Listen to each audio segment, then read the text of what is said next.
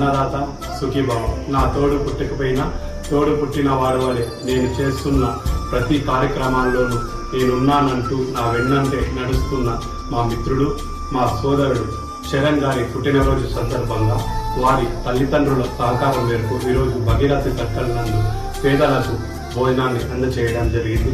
ఇలాంటి మంచి మంచి కార్యక్రమాలు భవిష్యత్తులో ఇంకా అనేకంగా చేయాలని, ఉన్నతమైన శిఖరాలకి నువ్వు ఎదగాలని ఆ భగవంతుని ఆశీస్సులు మరియు ప్రజలందరి ఆశీస్సులు మీ మీద, మీ కుటుంబం మీద ఎల్లవేళలా ఉండాలని, నువ్వు 10 మందికి స్ఫూర్తిదాయకంగా నిలవాలని మనస్ఫూర్తిగా ఆ భగవంతునికి కోరుకుంటూ మరొక్కసారి చరణ్ గారికి పుట్టినరోజు శుభాకాంక్షలు తెలియజేస్తున్నాం.